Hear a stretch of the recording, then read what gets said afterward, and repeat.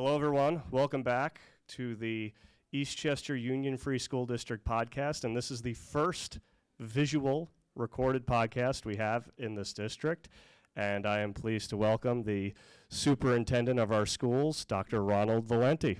Welcome.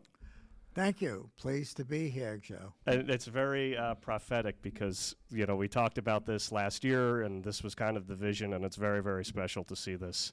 Well, I commend you for your stick-to-itiveness and tenacity of purpose. Yeah. Well, thank you. Thank you so much. Dr. Valenti, what would you like to discuss first? I guess the community also wants to know how this year has progressed and what we have to look forward to. Right.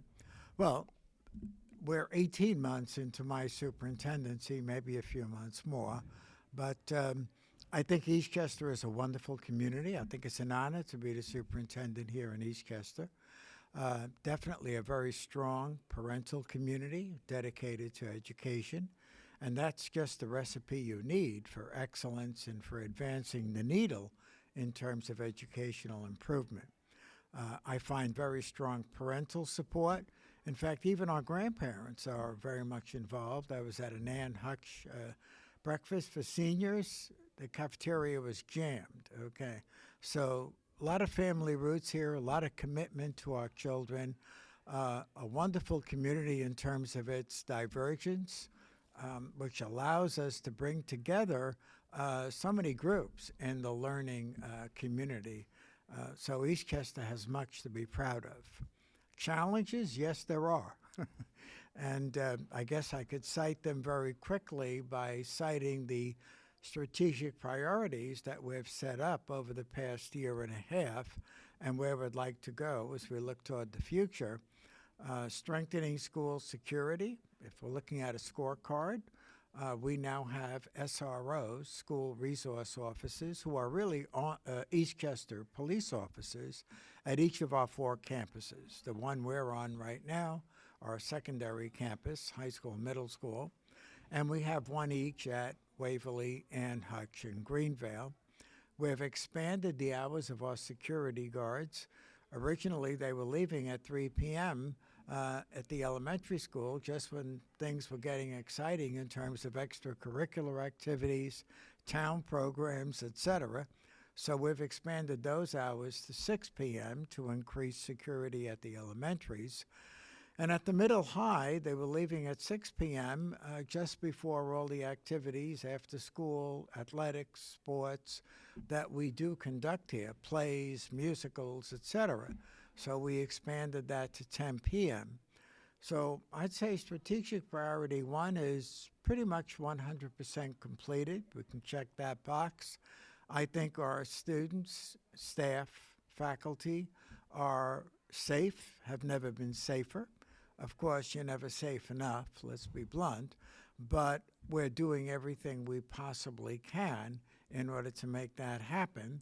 And we've found the money in the budget, over $1.5 million as a package in order to make this happen.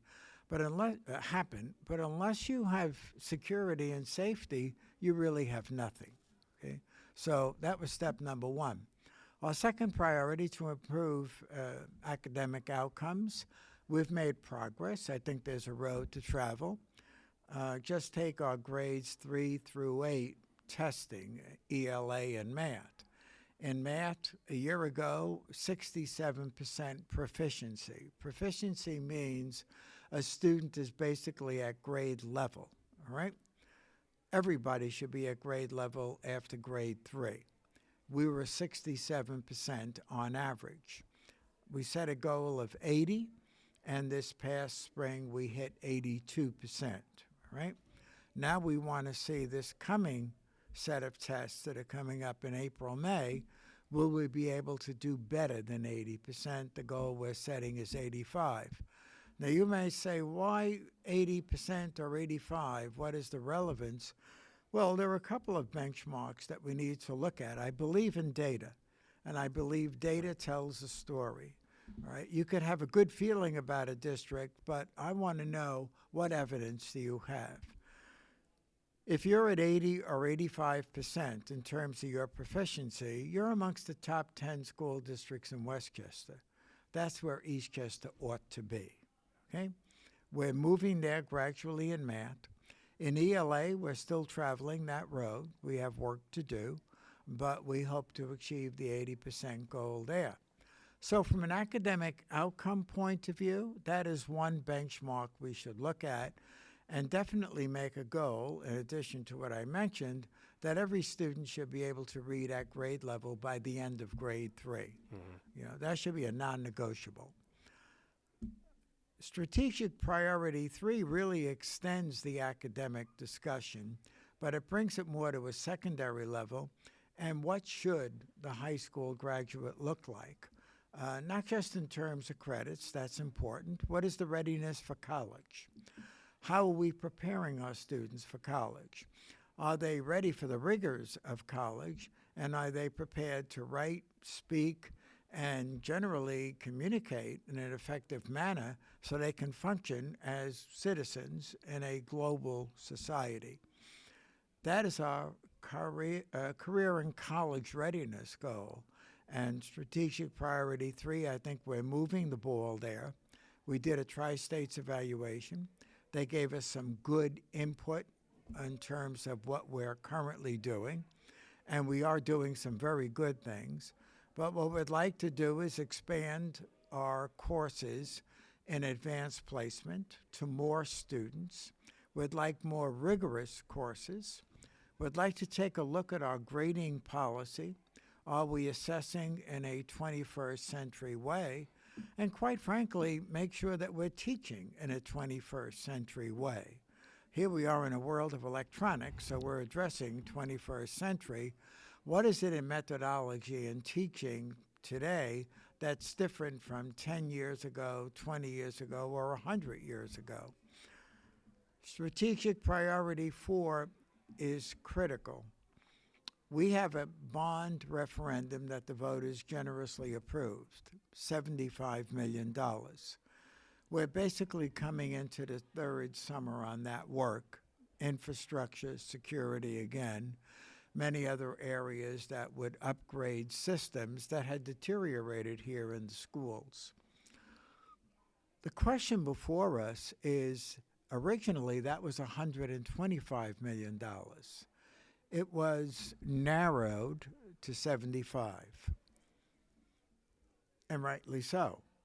Prior boards and superintendents felt that 75 was the right number.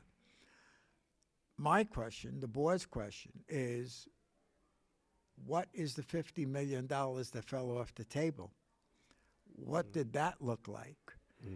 Was that frivolous? Or are there substantial areas there that we should address? The next big question we'd like to ask and answer this year, this bond, first bond, $75 million that I cited, was crafted back in 2018, passed around 2020 or so. We're living in 2024. Any of us who own a home know that between 2018 and 2024, that's 6 years, a lot of things can happen. Yeah. All right? Not only to your external structure and your infrastructure, but did you address everything you should have addressed in terms of classrooms, technology, 21st century instruction? I didn't see much of that in the current bond.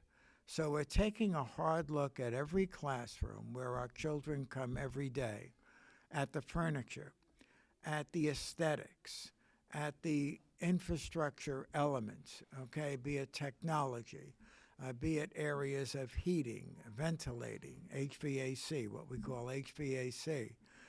Every part of that, because our children, this is their second home. They live 7 or 8 hours a day here every day. I walked through the halls here at the high school at the end of the school day. I counted a few hundred students still here, practicing, extracurricular, athletics, etc. This is our second home, all right? Our children probably spend not as many hours, but close to as many hours here as they do at their home. Absolutely. Yeah. We want to be sure that our schools are up to the 21st century standards. The last priority that we have, and I think COVID perhaps really signaled to the entire nation, maybe the world, that our children's social emotional health and mental health has become a much more critical issue that we need to take an ever harder look at. So that fifth priority, we're beginning it now. We're looking at options to strengthen our internal support systems, pupil personnel services. We're looking at the potential of a mental health clinic in the future that might bring support to our students that's not currently available. We're looking at possibly a scheduling approach where we offer our students during the school day some opportunity for programs that assist with mental health, et cetera. We're looking seriously at a Yale University program used by some districts in our region called RULA, which is a curriculum framework from kindergarten through 12th grade. So to end the first question, at this point, it's a great community, a challenging community, a community that supports their children and education. There are many challenges. We're addressing them, and we're moving into the 21st century, full speed ahead. Amazing. Well, that's incredible to hear as someone who has grown up in this community. This community's always been home for me, and as someone who's went through the school district as a student and now obviously an employee of the district. Right. It's so... And that's a significant strength, quite frankly. Yeah. The loyalty to the community, you know, the rootedness in the community, and now becoming role models within your own community. Absolutely. I mean, at this point in my life, I'm a bit of an old soul, but I take a lot of pride and integrity in really paying forward what I know to, you know, where I came up. And I have to thank you for, you know, highlighting that importance of it, because it is how a community continues to thrive. You know, it's such a big component of that. And also too, thank you for saying all these topics. I mean, that was awesome. It's a lot to chew on. Well, it was. It's a little bit to unpack, but really quickly, you know, I do have like a couple of questions about each topic to unpack, and really for, you know, for people who aren't aware, you know, of what's going on. So, for example, too, I mean, my parents, my youngest brother just graduated from the district in 21, so they have no idea what's going on. You know, or they don't, you know, they're not paying attention as much as they were when their kids were in the district. So. Maybe just a couple of questions. The first point about security, I mean, that sounds incredible. That's amazing. Congratulations. And I can also personally attest to what you said about the officers after school, having done the play and have had to rehearse from, you know, late periods after academics. There was always someone in the building. I always feel safe here. Also, too, the technology of how to get into the building is completely 21st century, so it's succeeded. You know, and I think that's, you know, everything that you put in place is really working. Are there any questions that you get from people about security still, even with the additional officers and whatnot, that you want to address? No questions, really. A lot of commendations. When we did meet with Senator Mayer, who happens to be the chair of the Education Committee, we did note that we have increased our security effort, therefore our security costs. And we're also looking for ways that state aid may better assist us in terms of this effort, that I think the legislature may see the challenge of stepping up to improve security within our schools, both physical and therefore strategic priority 5, mental support. I think those are two areas, we bookended them, 1 and 5, that maybe the legislature may want to take a harder look at and say our schools are doing ever more in terms of broadening the security scope, that lens, and broadening the mental health, social, emotional lens. What more should we be doing in terms of foundational aid, other forms of aid, offering grants, et cetera, to support it? And not just select schools. Look, I've worked in school districts that are very wealthy, somewhat wealthy, and not wealthy at all. And I understand the legislature must direct funds to schools that are not wealthy at all. But I do think certain areas, whether you are very wealthy or not, all students deserve a certain amount of funding. And mental health, social, emotional, and security, I think, are those areas. And do you think there will be a day where we would see legislation that kind of covers school security, Well, each community? I think you have to keep hammering away at it. I think you have to show that you really are doing it by spending the money, reaping the results, and then I think sooner or later it registers with the legislature and the governor that, look, we have an obligation to do more in terms of support. Absolutely. No, that makes total Yeah. sense. But I see the difference, and Right. you know, everything is certainly, the results are paying off, in my opinion, Sure. with the security. I think the second point was reading, to get everyone at a reading level. We were talking about academic outcomes. Right. And that is an ongoing process. Yeah. We are forever looking at improving academics. There is no perfect system. There never will be. But as I say to my graduate students and to my administrative team and the teachers, in education today, unless you're moving forward, you're moving backward. There is no luxury of staying still, standing still. All right? So if today you're not moving forward, then, ladies and gentlemen, you moved backwards. And that's not good. So in terms of academic results, how do we improve curriculum? How do we improve opportunities for students to select rigorous courses? How do we improve our grading policies? How do we improve the whole area of scheduling so we maximize opportunities for students? And that's an area that is never static. It's dynamic, it's ongoing, and we need to know what is happening out there that best gets, number one, effective results, and number two, is adaptable within our particular community. There might be certain models that are not relevant to Eastchester, fine. But then what models are, and what is going to help move the stick in terms of getting that kind of result? Of course. Move the needle. Oh, absolutely. And I like what you said. If you're not going forwards, you're going You're back. going backward. Yeah. That's right. That's very profound. And well, let me ask you a question based on academics. And this isn't a question just for this community. This is the state of the world Right. today. You know, and I see it with students today. You know, everyone's at war with screen time and the phone. And, you know, and I guess there's just so much in the world now that's so easy to access with technology. How are administrators, educators, kind of across the board, you know, what methods or tactics are being used to have kids maintain interest in books and in, you know, in their academics? Because that's something I feel that everyone is experiencing today. The focus on reading is absolutely essential. And this is where I will take the opportunity to speak to the broader community, the moms and dads, the grandmas and grandpas, the extended family. Read, read, read to your children, and make it fun, all right?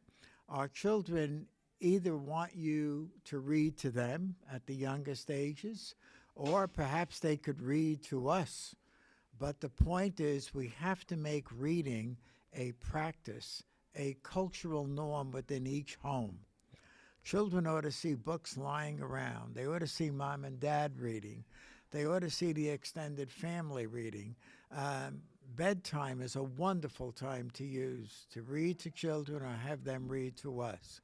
I have 3 grandchildren, 6, 10, and 11.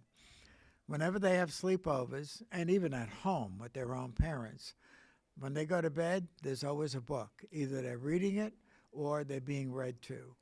Every night, every day, reading.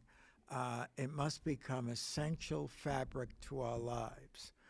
If that happens within the home environment and the community environment, and the libraries are being used effectively, and we're putting materials out there, then I think the love for books will be generated even more so, and we can encourage our students within the school environment to appreciate the necessity of reading, not just fiction, but nonfiction. We need, particularly within our schools, to broaden the scope of nonfiction so that when children are reading math and science and social studies, they're going beyond just a reading exercise and they're entering areas of content knowledge. So that's a critical challenge for the schools. But the essential point is that at the heart of learning is reading, okay? And you have those 4 fundamental skills, not just reading, the ability to listen, all right? God gave us 2 ears and 1 mouth. Yeah, Maybe right. we should listen Yeah. twice as much as we talk. That's All right? the wisdom that everyone will get from this as well. The Is reading, the listening, the speaking. If you can communicate a message in this day and age, you're going to be hired. Yeah. All right? Your ability to communicate is a fundamental trait for recruitment and for being selected. And ultimately, your capacity to write. You know, can you put a subject and a verb together, an occasional adjective, and once in a while an adverb, and really begin to build not only sentences, but paragraphs and essays. We're working on that in many ways. We've introduced the writing revolution, TWR, which is really the Hockman method. Judy Hockman was the principal of a school for students who really had learning disabilities, but it's a very prescriptive approach. It's very fundamental. It's very foundational. It's very much aligned to the science of reading. So if you put together the science of writing and the science of reading, you assume nothing. You assume children don't know anything. So phonics assumes you don't know how to pronounce a word. We can't assume you know from just seeing it, all right? So phonics gets to phonemic awareness, breaking a word apart, et cetera, and learning reading in that way, and then building vocabulary. Writing, likewise, you must begin at the roots and build from a simple sentence into a larger piece of work called a paragraph, and then move into the essay and beyond. So all of these are foundational techniques we're introducing, focusing on, and looking to see the results not only immediately, but we think there'll be greater long-term results. And just the question about the phonetic awareness, when you're breaking down the word, is it just for the purposes of trying to audibly understand the word with its sound, or are you also breaking down the etymology of the word? Both. Both, okay. Both. So, emerge, okay, that is a phonetic, right? Right. Emerge, right?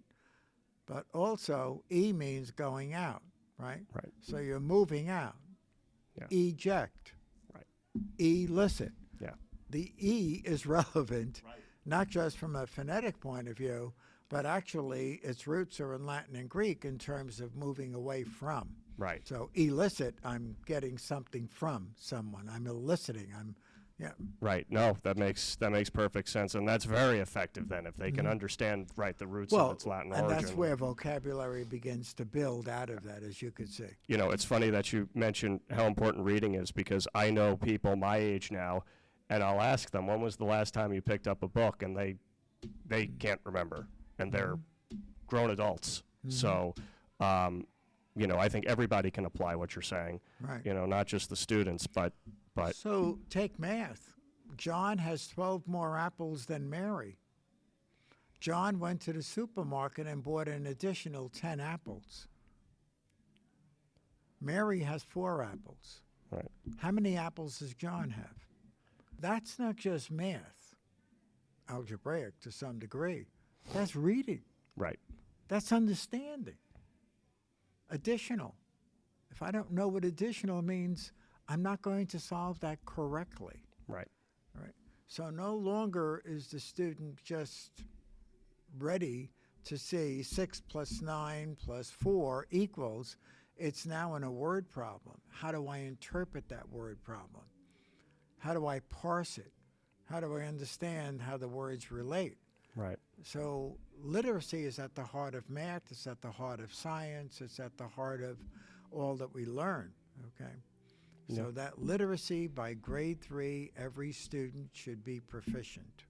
This implementation, just really quickly, because I do want to move on to advanced placement. This implementation, did it start last year? Has it really been taking form this year? Well, this is my second full year, so I can only speak to last year. But when I came on board, I insisted right from the get-go that we bring in Hegarty's phonemic awareness at Waverly, which really is fundamentally getting into the roots of words, phonics, etc. And our incoming students, to what degree were they aware of dissecting a word, breaking it into its smallest syllables, and then being able to put it together, pronounce it correctly, then understand it, etc. So the whole science of reading is built on phonemic awareness, phonics, and then building that up in terms of the vocabulary of it all, the critical reading, the understanding, the fluency of it all. So those are all pieces that come together to make for the masterful reader. Right. We began that at Waverly. We extended it, obviously, into Ann Hutch and Greenvale right away. We're now focusing this year not only on the fundamentals of reading. We use foundations. We use reading as fundamental programs of that nature. We have gone beyond that now into bringing into every classroom differential reading texts, libraries, so that if I'm in a fourth grade classroom, there might be a book for a student that's reading at a lower level, a median level, a higher level, and maybe beyond in both fiction and nonfiction. That's important. So those are the kinds of libraries we need in every school. Our students do take a lot of online work that they have for reading. They do bring books home for reading. So there's a lot of focus now over the past 2 years in this area. We've introduced literacy coaches and math coach, STEM coach, and in next year's budget, I'd like to increase that so that we're really working with our teachers to ensure that, take any grade you want, every second grade teacher is on board with appropriate lesson plans, following the curriculum, doing the appropriate methodologies that are necessary for an effective classroom. We give a lot of time each day to language arts, be it 120 minutes at the earliest age, then to 105 minutes, and we can break those total block minutes into segments so that every teacher knows what they ought to be doing during that particular segment, ranging from phonetic emphasis, vocabulary, independent reading, small group work, paired work. All of these must happen so that students are constantly engaged and having fun while they're learning. It sounds like all hands are on deck with this process, and it's been very thorough. Comprehensive and systematic. Moving on to advanced placement, my first question is what has been done in your time here so far, and then what is being continued to be done in order to not only create more advanced placement classes, but then in order to engage more kids in advanced placement. No, I think the high school is doing a solid job on advanced placement. When I first came on board, we had a broad range of the courses that you ought to have. I think my only concern, and Tri-States, the evaluation of the high school did speak to this as well, we ought to be engaging more students in advanced placement courses. There are many schools now where every student, before you graduate, should have taken at least one AP course. Right. All right? And the focus is not necessarily getting a 5 or a 4 every time, but having the experience of a challenging course, a challenging curriculum. So all of our students, irrespective of regular or special ed across the spectrum, I think should complete at least one AP course. So that's one goal we have. We also want to take a hard look at non-Regents courses so that we're challenging students. I would think the minimum level should be completion of a Regents level course or its equivalent. But I think we have to avoid lowering any types of standards on courses just so I can get an easy grade, okay? Um, we have to change the culture so that we're taking courses necessary to make us as competitive as possible. The operating assumption ought to be it's a competitive world out there. Are you going to succeed or not in that competitive world? That's what we ought to be training our students for, okay? If I meet a lot of lazy people along the way, then I'm going to be at the top of the pack, right? Right. So fine, let all the Eastchester graduates be at the top of the pack, all right? I'm not going to argue that thesis. But the point is, assume that everybody out there is extremely competitive. Now, how competitive are you? To your point, I agree. You don't want to, you don't want to perceive everyone as an opponent in life, but not an opponent at all. But to your point, you want to assume But that if two people are applying for the job, are you the better or not? Right. That's the bottom line. Absolutely. 100%. I completely agree with you, and I think that's very important to not lower the standards for the AP classes, because I feel that a lot of people, that would be an easy fix, but that you're not doing the students any favors. No. And one of my favorite examples, talking about testing, I happen to be somebody, maybe old school, call it what you will, who believes that testing has a place, a legitimate place. Let me give you an example. You're at an airport. There are two airplanes, both leaving at the same time, both going to the destination you'd like to go to. An announcement comes over. Plane number one has a pilot who has passed his pilot exam. Plane number two has a pilot who is an intern, struggling, but will be taking his test shortly. Which plane would you go, one or two? Probably number one. I would think so. I would think so. So when people, suggest to me that, well, testing's not important, there are other ways of knowing what you know. Well, there are many ways of knowing what you know or don't know. Right. But the bottom line is, I would want to go to a surgeon who, quite frankly, passed the test, got the certification, has all the credentials that are necessary, fly the plane with the person, right? Right. Hire the architect who passed the test. I completely agree. Bring in the attorney who passed the bar. Right. I think the point is we want professionals and we want to make our students professionals. And let's not run away from testing. But if that's one of the criteria for getting there, then let's face it and do well in the testing. I have read certain places, I think even colleges and universities have, devalued their perception of testing, which and some very prestigious places too, which has been very odd. There's been an onslaught on the SAT, and I don't have shares in the SAT, ETS, or the ACT, so I'm not here arguing for them, but I'm here to say that a lot of research indicates that they do uncover, these tests, areas of deficiency that students ought to know about and work on, all right? Let's be honest, the research also indicates, and this is a national problem, this is not an Eastchester or a New York State issue, grade inflation. The average grade right now is somewhere around A-. So if I'm a dean at a college and I'm seeing A's, a few A-, and maybe an occasional B, my job is a little bit more difficult when I'm comparing a lot of students from different colleges. What does A mean anymore? Right. And now we have A+, and, soon there'll be A++. So people are leaving pleased with their grades, but what do they know? Yeah. What is their skill set? Now, does the SAT or the ACT necessarily uncover all of that? No. I think there are other instruments too, but it uncovers more than necessarily a GPA from a high school. Right. And that's a national challenge right now. Yeah.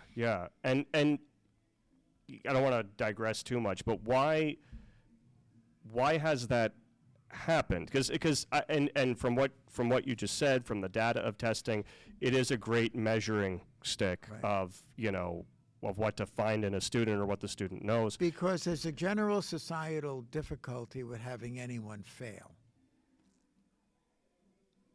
I see. and we have to think about that. Nobody wants to be a failure. You don't want to speak to anyone as a failure.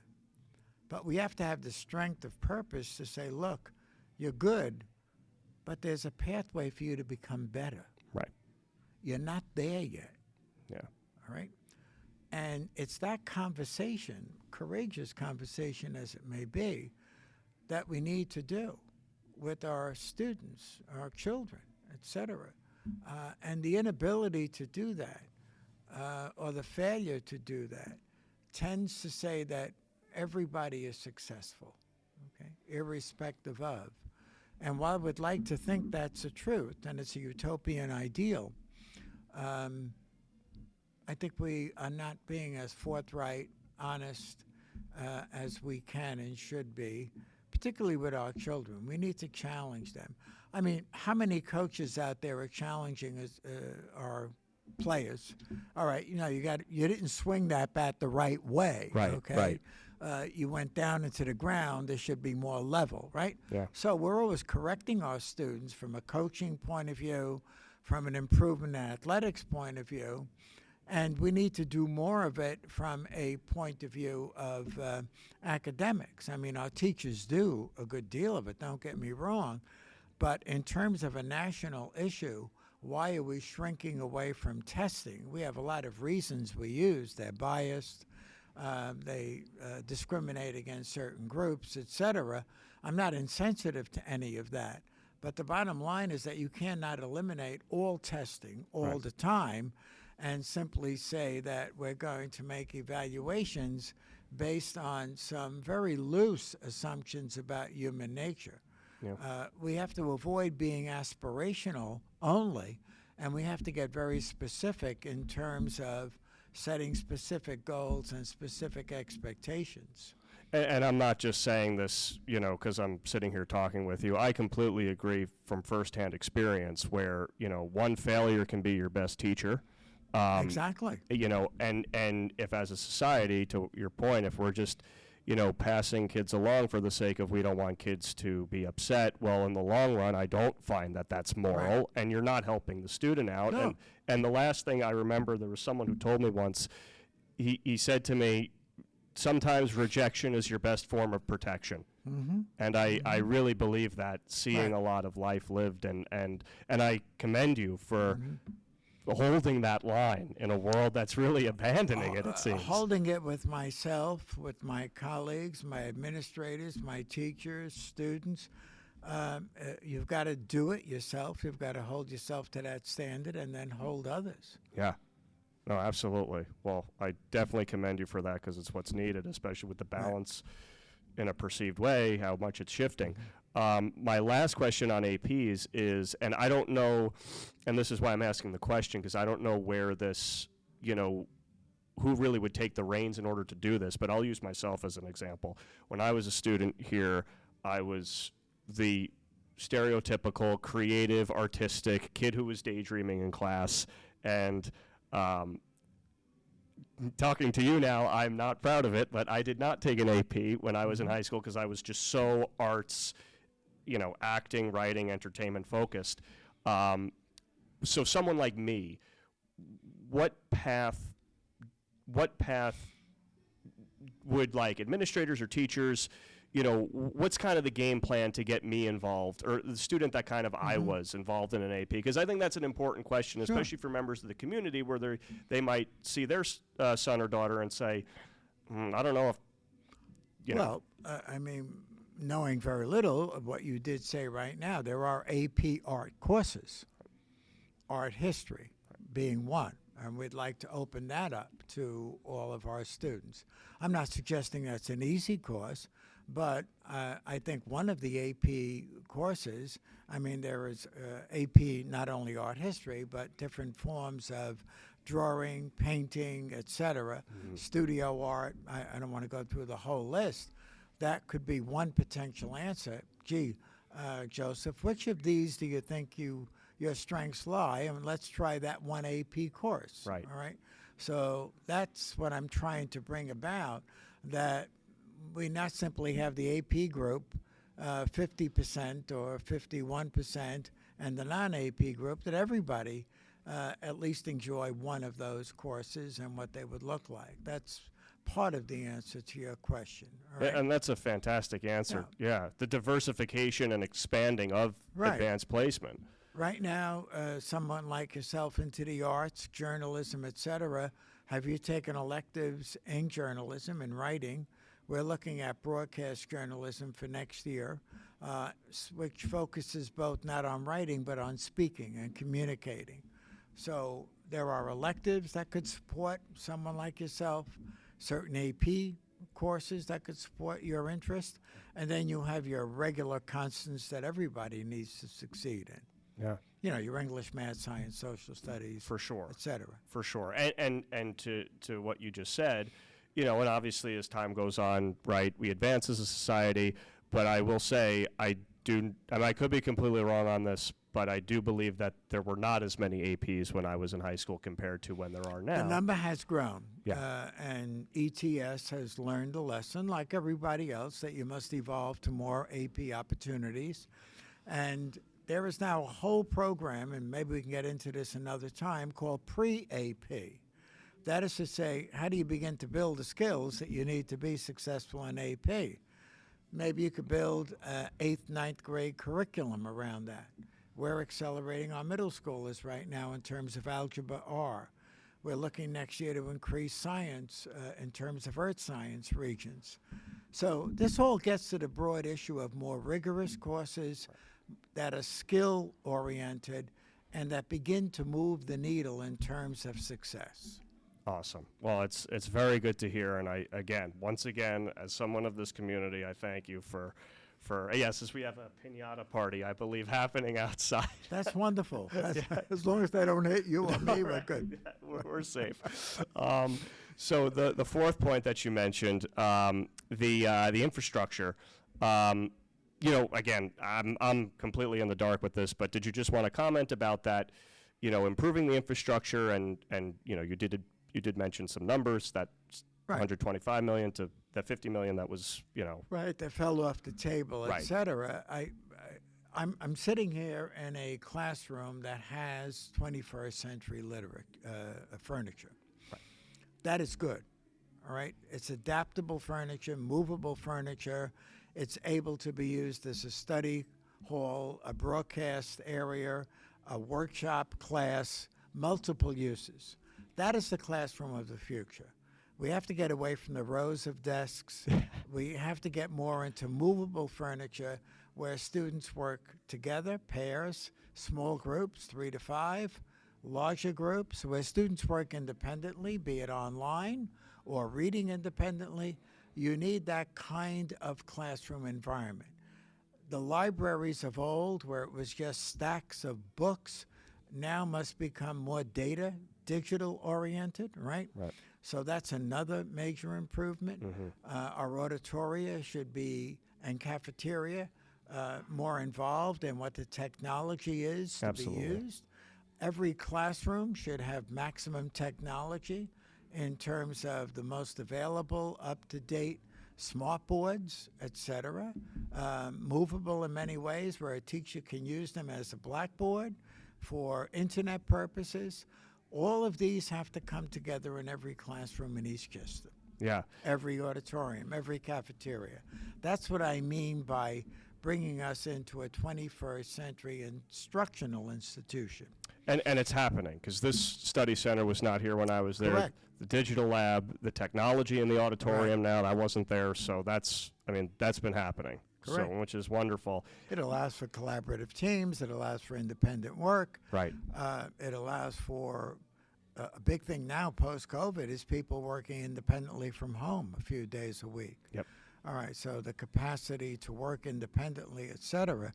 So we need to be training individuals for all of these skill sets of the future. So that additional 50 million, that's going to be in the next bond? Oh, no, I don't want to say it's going to be in there. Right. We're examining what parts of it ought to be in there. I see. The timeline right now is that the board is doing its review with us, and by May, we should be able to say to the community, here are some things we found out.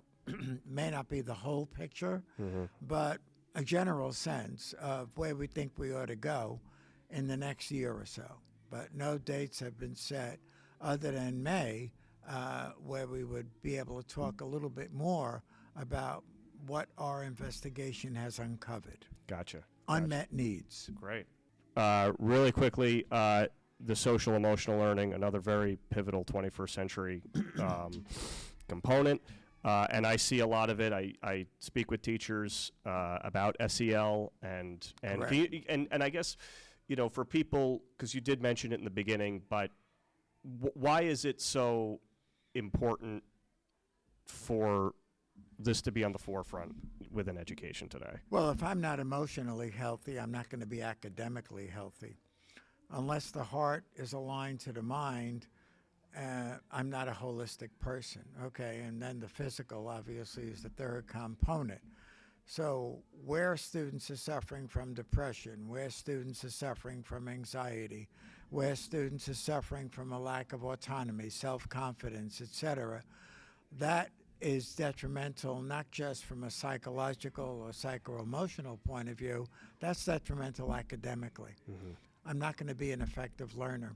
I'm not going to be able to enter society fully engaged, to be competitive, and to live a full life. Okay, ultimately we want people to live a full life, an enjoyable life, a successful life. So social emotional is critical in that algorithm, and we can't assume it's there, and we must address it, and we must ensure that where it is not effective in any particular student, what are we doing to help with the family correct it? Prior to COVID, was social emotional learning already happening? Was it already a thing? To a degree, but not with the sense of urgency of today. COVID, if you say, it was a horrible thing, but it taught us a lot of very successful lessons. Mm-hmm.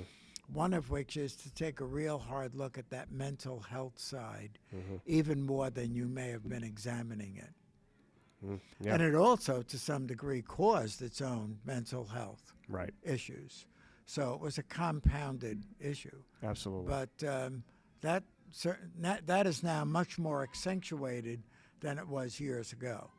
And to your point, so there was data and whatnot that showed where, everyone's truly, but where kids' mental health, was in bad shape mm-hmm. from COVID, and then the urgency came to really. Yeah, I think it pinpointed certain areas of concern. Not that we weren't concerned before COVID, don't get me wrong, and we were doing a good deal. Guidance counselors and school counseling and pupil personnel services long preceded COVID. I'm simply saying COVID targeted certain areas, and I think gave society in general a good shot in the arm to say, now go forward and take a harder look at this. Social, emotional, mental health being one of those areas. Absolutely. And then how does one kind of evaluate data for that and see the improvements over time? There are benchmarks that are out there. There are surveys that are out there that allow you to benchmark how a student feels about how much homework I get, mm-hmm. My school environment, do you feel acceptable? There are quantitative benchmarks that you could investigate, and through the help of Ruler, we're going to begin to look at that more carefully. How can we move that needle in terms of satisfaction levels, in terms of comfort levels, in terms of tolerance levels? A number of those are measurable in terms of the whole value spectrum. So we want to look at that, benchmark that data. And then has it been improving since? Well, this year, I can only speak to Eastchester. I've been in other districts where we've used other instruments. We used Panorama for some work I did in Westbury, and we saw some improvement in the second portion of the year. But right now we're using Ruler. We're training our teachers and staff who'll be involved, and we're going for full implementation next year. Gotcha. So we have not yet surveyed students at that level. Okay. But it sounds like everything is in place for it, and the priority is very... Right, and it doesn't happen in an instant. It's a multi-year plan. Right. Well, those were those were the 5 points that you Well, wanted I to focus thoroughly on this enjoyed week. it. I'm sure there'll be many more topics that we can talk about in the future as well. Absolutely. Is there anything else you'd like to say before we leave this Well, episode? thank you to you, and thank you to the community for listening. And I hope you get good reviews on the first I hope so, video too. podcast. I do just And want to say, They Doctor, say come back for more. for how on top of things you are. It's truly inspiring to really just hear you talk and to just not only learn, but to see it happening in real time in the school. You know, I think it's incredible that, you Well, know. thank you. I'm having fun. I'm enjoying doing what I'm doing. And unless you're having fun and enjoying it, don't do it. Right. So, You got it. What is it? You have to make your vocation your vacation? Is that what? well, I guess that could be Yeah, true. someone yeah. said that. I think Mark Twain said that. I don't know who said that, but But in any event, I'm an academic practitioner. I enjoy my teaching. I enjoy practice in the classroom and schools.